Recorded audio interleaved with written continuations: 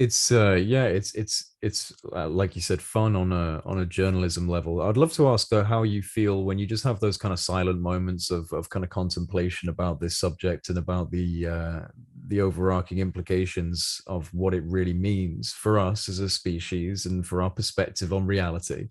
Um, how do you feel as an individual about this being potentially real, that we are surrounded by much more sophisticated intelligences? You know what I'm more fascinated by? There's that, but it's also the implications for where we came from. Mm-hmm. And Lou Elizondo, I think one of the most interesting articles that's ever been written about Lou was a GQ, British GQ interview with him that Was ran, fantastic. That I brilliant, think it brilliant was late interview. last year. Yeah. And, he started talking about human genetics. And it's funny, I've got a paper somewhere here, which is called the Wow paper. And it's written by I think a mathematician somewhere in Eastern Europe. And he talks about the unlikelihood based on statistical analysis that the human genome evolved the way it did randomly. And essentially, he's done a statistical analysis of the human genome, and he sees far too many patterns in it to reach the conclusion that this could have occurred by simple evolutionary processes of natural selection. And it's a really fascinating paper. And frankly, it makes my head explode after about the first page. But I've put it by friends of mine who are equipped mentally and with their training to be able to read such papers. And they say the mathematics is sound, that it holds.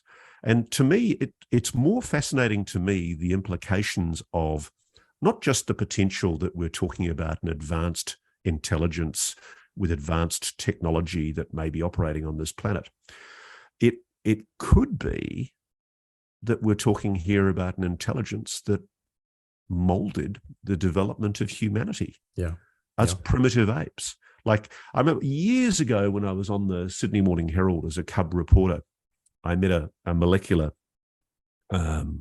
biologist, and we literally spent an afternoon talking, and I loved his brain. And I wrote a piece that I've still got a copy of it somewhere. But in the course of his descriptions of evolutionary biology and his account of the work that he was doing, he used the words cosmic shove. And he said that he couldn't explain the pace of the development of humans from primitive apes through to an advanced Homo sapiens with a forebrain that was capable of what our brains are capable of. He couldn't describe that with the levels of random mutation that you get with natural selection.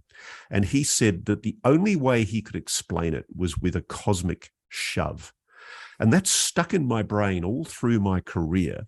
And so when you have people like Lou Elizondo, as he did, I think, in that GQ paper, talking about the possibility that whatever this is might have meddled with the human genome tens of thousands, millions of years ago, that's when it starts getting interesting for me.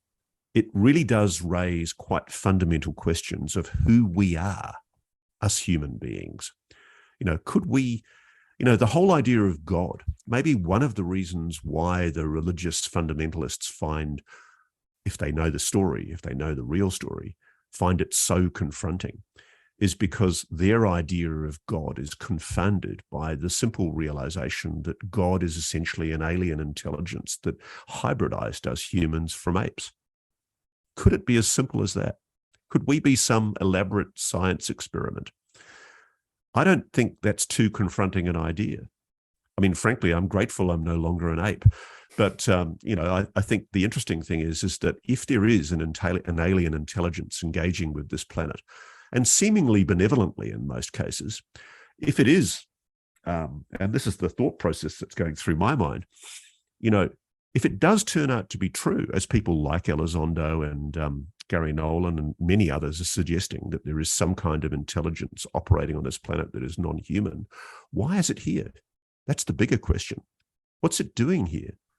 And when you ask that question, that's why I felt that it was important to at least give voice to those experiences who talk about the abduction phenomenon, the cattle mutilation phenomenon, people who talk about and make extraordinary claims about being experimented upon by non-human intelligences.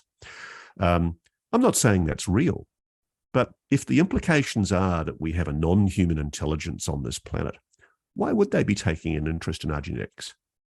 Well, what's going on there? And why aren't we asking these questions?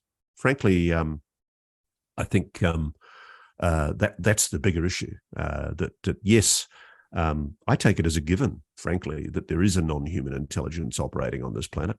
I take it as a given that the United States knows a hell of a lot more than it's letting on.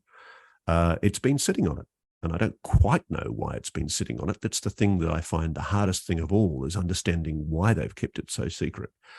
But to me, the bigger question that I think we'll soon be addressing is, what are the implications for the origins of humanity that lie behind this discovery?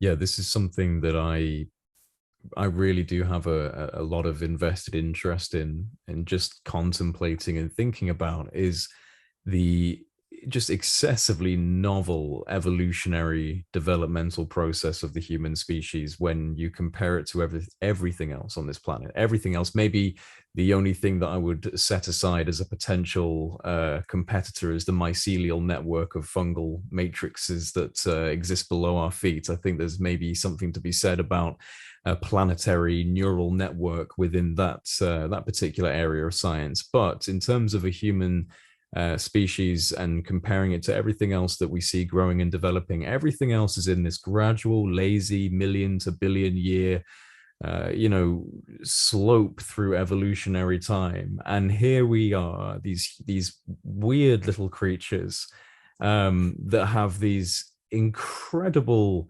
minds, this weird access to a, what I like to kind of almost call a hyperdimensional realm, the imagination, the realm of the imagination, this non-physical space that seems to be infinite in proportions in some way, where we draw all of our information, we draw all of our inspiration, all of our innovation, our creativity. All the things that are around me right now have come from the mind of a human being, apart from these plants, of course.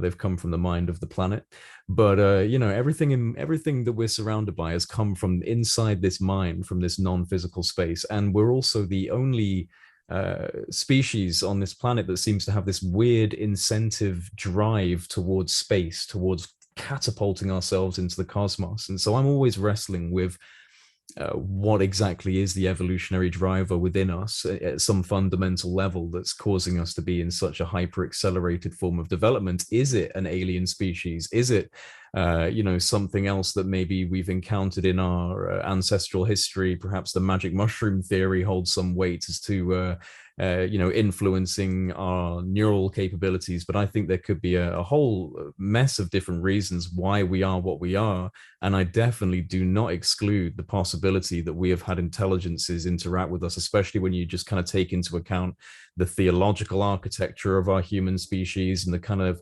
early origin stories that we have from some of the earliest civilizations that we know of, the gods coming down from the skies and molding us in their image or molding us in their abilities. And these things shouldn't be ignored as just fairy tales when we have other things that are maybe suggesting that there is a mystery with our DNA.